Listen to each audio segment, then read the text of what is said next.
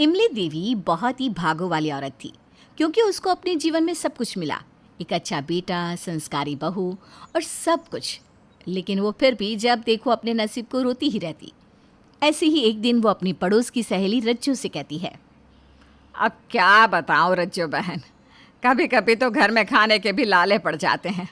2-4 साड़ी है, वही हम दोनों सास बहू बदल बदल कर पहनती रहती हैं। पर तेरा बेटा तो शहर में काम करता है ना, फिर तुझे किस बात की चिंता? बस दिखावा है बहन, जो भी वो कमाता है आधा ही तो बेचता है। अब क्या कहूँ मैं। चल मैं चलती हूँ, घर जाकर खाना भी तो बनाना है। वैसे बड़ा दुख हुआ तेरी गरीबी वाली हालत सुनकर। इमली देवी ये सब रज्जू को बताकर अपने घर आती है, लेकिन वो इस बात से अनजान थी कि उसकी बहू राधिका ने सब कुछ सुन लिया है। जिसके बाद वो अपनी सास से कहती है, माँ जी, हमारे घर में सब कुछ तो है, तो फिर आपने रज्जू आंटी से ये क्यों बोला कि हमारे खाने के भी लाले पड़े हुए हैं? तू नहीं जानती बहू, ये बुरी नज़र कितनी गलत चीज़ है। एक बार लग जाए ना तो दुनिया उजाड़ देती है। फिर क्यों अपनी अमीरी का शोर करना। माँ जी, आपकी लीला आप ही जाने। अच्छा ये बताइए, शाम के खाने में क्या बनाऊँ? मुझे थोड़े पैसे दीजिए, मैं मार्केट होकर आती हूँ। पैसे? कैसे पैसे बहू? घर में सब कुछ तो है। मैं सरकारी राशन से सब कुछ ले तो आई थी। और रही शाम के खाने की बात, तो दिन का जो भी बचा कुचा है हम दोनों सास बहू मिल बांट कर खा लेंगे। भगवान जाने मुझे ही क्यों इतनी कंजूस सास मिली है। इनका बस चले तो मच्छर को चूस कर उसका भी खून पी जाए। कुछ बोला क्या तूने बहू? अब नहीं माँ जी, आप सही बोल रही हैं। हम दोनों शाम को दिन का खाना ही गर्म करके खा लेंगे। एक दिन इमली देवी और राधिका मार्केट जाने के लिए तैयार हो रहे थे कि तभी तैयार होकर राधिका अपनी सास के कमरे में आती है और उसे कहते हुए सुनती है, ये हो गए 50,000। मैंने तो अपनी कंजूसी से पूरे 50,000 कमा लिए। वाह वाह वाह, कुछ समय में इमली देवी तू तो लाखों की मालकिन बन जाएगी। बस बहू को यही बोलती रहूंगी कि मेरा बेटा पवन ज़्यादा पैसे नहीं बचा रहा। अरे उसे कौन सा पता चलने वाला है। इमली देवी की बहू राधिका ये सब सुन चुकी थी, लेकिन वो कोई भी बात दिल पर नहीं लेती और अपनी सास के कमरे में आकर उससे कहती है, माँ जी चलिए, मार्केट जाना है ना, सब्जियाँ लेने, देर हो रही है। बहू मार्केट अभी से? अभी तो शाम के 7 बजे हैं, रात के 9 बजे चलते हैं ना, तब तक सब्जी थोड़ी और सस्ती मिल जाएगी। माँ जी तब तक तो सब अच्छी सब्जी ले जाएंगे और बची कुची मिलेगी। अरे तो क्या हो गया बहू, सस्ती भी तो मिलेगी ना। राधिका अपनी सास से बहस करना ज़रूरी नहीं समझती और रात के समय दोनों सास बहू बाजार से सब्जियां लेकर आते हैं। एक दिन राधिका रसोई में खाना बनाते हुए खुद से कहती है, अरे इसमें तो आधी से ज़्यादा सब्जियां खराब है। अब माँ जी को कैसे समझाऊं? आखिर वो किसी की सुनने को राज़ी भी तो नहीं, जब देखो अपनी मनमानी करती है।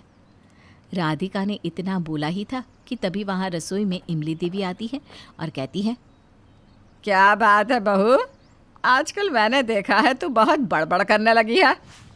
नहीं माँ जी, ऐसा कुछ भी नहीं है। वैसे कुछ काम था क्या? मुझे बुला लेती, आपने क्यों तकलीफ़ की? मैं तो ये बताने आई थी बहू कि रात को रोटी थोड़ी ज़्यादा बना ले, दिन में उसको ही गर्म करके खा लेंगे। अब बार बार गैस क्यों फूंकना। ठीक है माँ जी, जैसा आप कहो। राधिका का जवाब सुनकर इमली देवी वहाँ से चली जाती है, जिसके बाद राधिका एक्स्ट्रा रोटियां बनाकर रख देती है और अगली सुबह राधिका इमली देवी के पास आकर कहती है, माँ जी मुझे मंदिर जाना है तो ऑटो का किराया देना होगा, थोड़े पैसे दे दीजिए ना। लो बहू, कर देना वही बात। अरे तू भी ना पैदल चली जा, थोड़ी सेहत भी बनेगी। क्यों बेकार में पैसा बर्बाद करना चाहती है? अरे इसी पैसे के लिए मेरा बेटा शहर में अपना खून पसीना एक करता है। अच्छा ठीक है माँ जी, पैदल ही चली जाती हूँ और पैदल ही आऊँगी, मुझे आने में देर हो जाएगी। अरे सुन तो बहू। जी माँ जी। कहीं भंडारा हो रहा हो तो वो भी ले आना, 1-2 दिन खाना बनाना ही नहीं पड़ेगा। जा अब जल्दी जा और जल्दी आना। राधिका वहाँ से चली जाती है कि तभी इमली देवी की समधी यानी कि राधिका के पिता वहाँ उनसे मिलने आते हैं। तब इमली देवी कहती है, अरे नमस्कार समधी जी, नमस्कार। बताइए बताइए कैसे आना हुआ? वो बहन जी, राधिका बेटी को मिले बहुत दिन हो गए थे, तो सोचा मिलाता हूँ।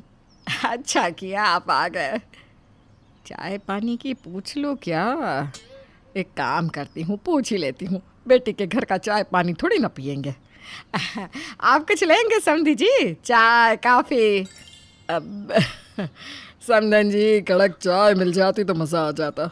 और कुछ खाने को भी ले आइएगा, दूर से आया हूँ ना तो भूख भी लगी है।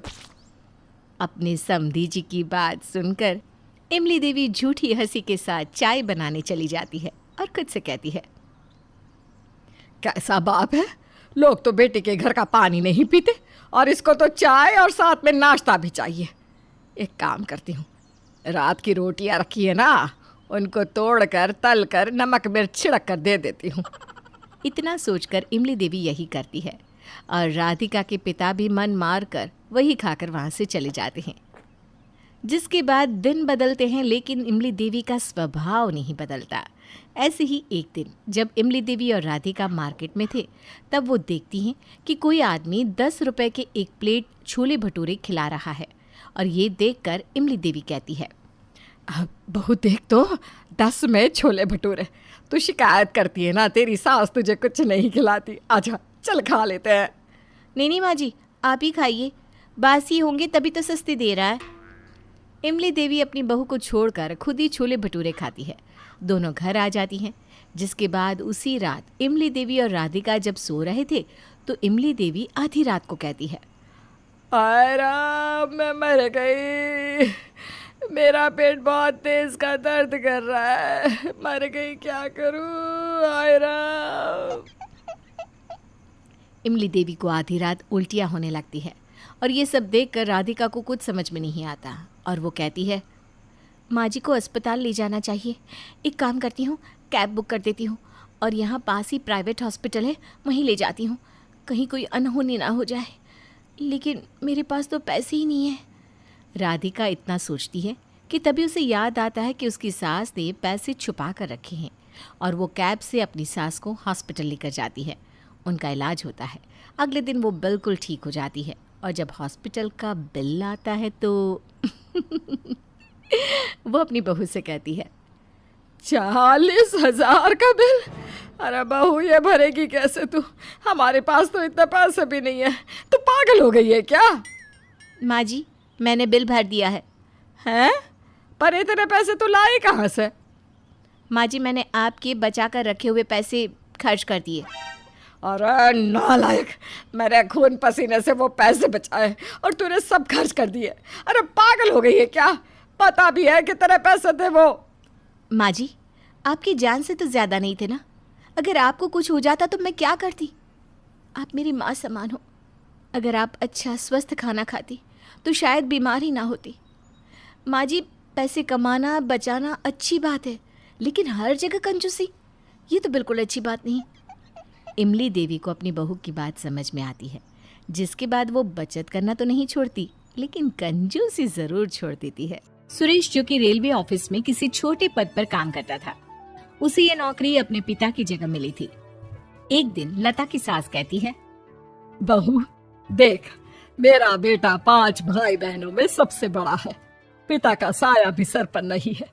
तो तू एक बात कान खोल कर सुन ले, जो है वो यही है, दूसरी बहुओं की तरह नहीं कि साल 2 साल में अलग होने की बात करने लगे। कैसी बात कर रही है माँ जी? मैं कौन सा बड़े अमीर घर से हूँ? बस पापा की छोटी सी नौकरी और 2 बच्चे। दादी के ढेर सारे गहने थे जो माँ ने अपने गहनों के साथ मिलाकर दे दिए मेरी शादी के लिए। पिताजी ने भी बचपन में ही जमीन ले रखी थी, जिसे बेचकर शादी कर दी। तो मैं समझती हूँ कि घर की जिम्मेदारी क्या होती है माँ जी। सास को हमेशा डर रहता कि कहीं लता उसकी बेटी को अलग कर देगी तो घर कैसे चलेगा।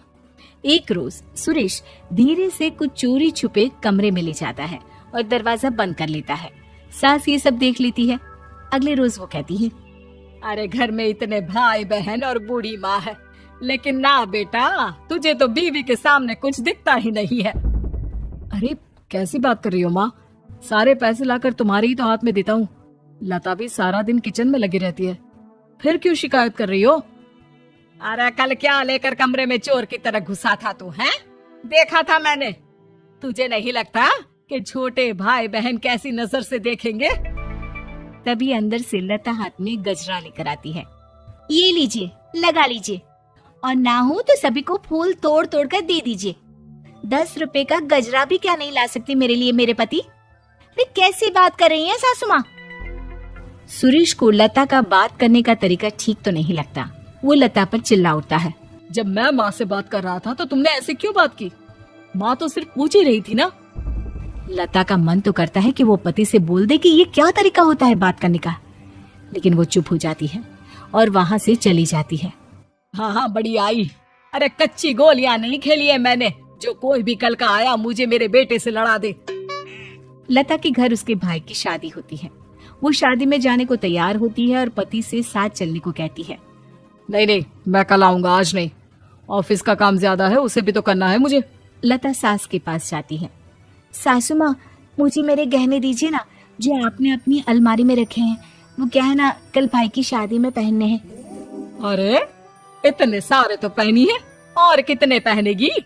वैसे भी लोगों की ना नजर लग जाती है। नहीं माँ, मेरी सारी कजिन बहुत सारे गहने पहन कर आएंगी, और फिर गहने पहनने के लिए तो होते हैं।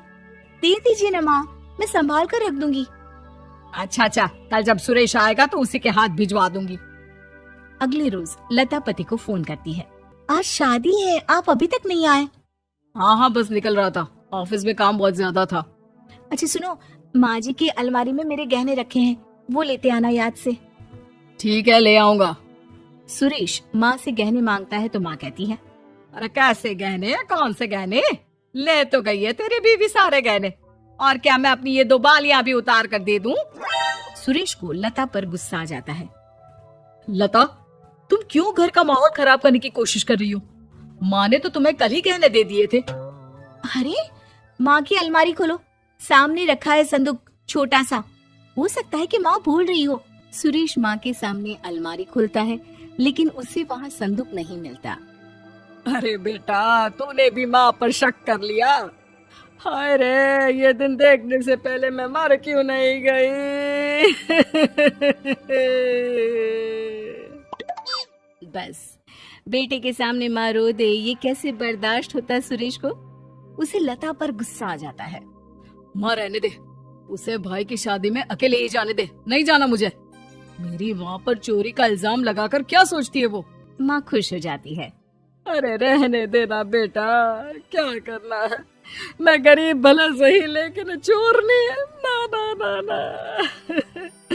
मैं मंदिर जा रही हूँ, भगवान के सामने हाथ जोड़कर आती हूँ, न जाने क्या पाप हो गया मुझसे। इधर लता सुरेश को फोन पर फोन करती है, लेकिन कोई फायदा नहीं होता।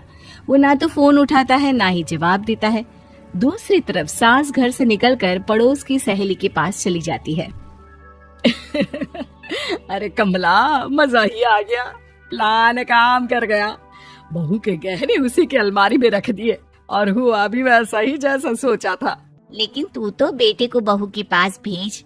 जानती है ना, अगर तलाक हो गया तो हर महीने मोटे मोटे पैसे देने होंगे बहू को, ऊपर से घर का सारा काम भी तेरे जिम्मे। जा। सास फटाफट घर आती है, बेटे के सामने झूठा रोना रोकर उसे शादी में भेज देती है। अगले दिन सुरेश लता को लेकर घर आ जाता है। लता जैसे ही अपनी अलमारी खोलती है, सामने उसे जेवर का बक्सा मिल जाता है। अरे मेरे जेवर का बक्सा मेरी अलमारी में कैसे? सुरेश वहीं खड़ा होता है। लो, हो गई शांति? झूठे इल्जाम लगा दिए थे ना मेरी माँ पर। अरे कैसी बात कर रहे हैं, माँ जी से खुद मेरी बात हुई थी। तभी सास वहाँ आ जाती है। अरे कैसी बात कर रही है बहू, मैंने तो सारे गहने पहले दिन ही तुझे दे रखे थे। लता चुप रहने में ही भलाई समझती है। वो समझ जाती है कि पति सास की गलती मानेगा नहीं और बोलकर कोई फायदा नहीं, लेकिन वो ठान लेती है कि अब वो गहने सास को नहीं देगी। वक्त बीतता जाता है और फाइनली लता की ननद की शादी तय होती है। सुनो, माँ बोल रही थी कि तुम अपने गहनों में से कुछ गहने मीरा को दे दो। मैं तुम्हें फिर से गहने बनवा दूंगा, वादा करता हूँ। हाँ, क्यों नहीं। लेकिन वो जैसे ही अलमारी खुलती है, सामने गहने होते ही नहीं। मेरे गहने कहाँ है सुरेश? मेरे गहने चोरी तो नहीं हो गए? अरे नहीं देने तो ना देना, ये बार बार गहने चोरी का इल्जाम तो ना लगाया कर। तुम ना एक नंबर की झूठी हो लता। एक बार तो मैंने तुम पर विश्वास कर लिया था, लेकिन अब नहीं। अच्छा होगा कि तुम अभी इसी वक्त घर से निकल जाओ। लता रोने लगती है और सारा सामान लेकर जा रही होती है कि तभी सुरेश उसे रोकता है। रुको लता, मैं भी तुम्हारे साथ चलता हूँ। मैं जानता हूँ कि तुम्हारे गहने चोरी किसने किए। क्या बात कर रहे हो बेटा? माँ, तुमको लता कभी अच्छी नहीं लगी ना, लेकिन उसने हमेशा बहुधर्म निभाया। कल मीरा के साथ मिलकर आपने जब अलमारी से गहने निकाले थे, मैं वही बाथरूम में था और सारा खेल देख रहा था। फिर आपने मुझे लता से मीरा को गहने देने की बात कही। जानता हूँ माँ, मैं सब कुछ जानता हूँ। सुरेश बीवी के साथ घर छोड़कर जाने लगता है कि माँ बोल पड़ती है। अरे माफ कर दो, मुझसे गलती हो गई। मैं लता बहू को समझ नहीं पाई थी। मैंने सोचा था कि लता अपने गहने ननद को नहीं देगी, इसलिए मैंने पहले से ही अलमारी से निकाल लिए थे। मुझे माफ कर दो बेटा।